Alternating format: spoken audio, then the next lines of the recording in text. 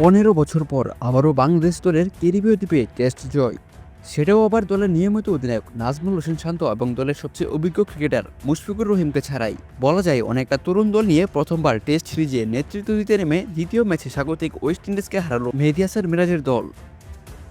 Match শেষে মিরাজ বলেন, আলহামদুলিল্লাহ, খুবই ভালো লাগছে।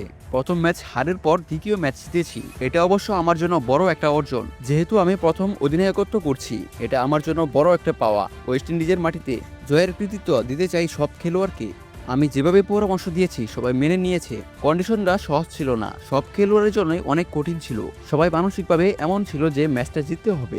সবাই চেয়েছিল মন থেকে ম্যাচটা জেতার জন্য, এর জন্যই আমরা ম্যাচটা জিততে পেরেছি। প্রথম ইনিংসে নাহিদ রানার অনবদ্য বোলিংয়ে 18 রানের লিড পায় বাংলাদেশ, আর এতেই জয়ের আত্মবিশ্বাস পায় টাইগাররা। প্রথম ইনিংসে বাংলাদেশের রান রেট ছিল 2.28, দ্বিতীয় ইনিংসে সেটা দাঁড়ায় 4.47। মূলত জাকির আলীর 106 বলে 91 রানের ইনিংসটি ছাড়াও মিরাজের 39 বলে 42, শাহাদাত হোসেনের 26 বলে 28 রান বড় ভূমিকা রাখে চ্যালেঞ্জিং পুঁজি সংগ্রহে।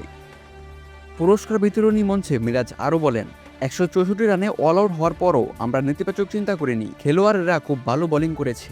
প্রথম ইনিংসে নাহিদ রানা, তাসকিন ও হাসান মাহমুদ যেমন, দ্বিতীয় ইনিংসের বিশেষজ্ঞ তাইজুল ইসলাম পেয়েছেন 5 উইকেট। সে দুর্দান্ত। আন্তর্জাতিক ক্রিকেটে কীভাবে উন্নতি করব আমরা সেটাই ভাবি। কখনো কখনো ভুল করব, তবে সেখান থেকে শিখব।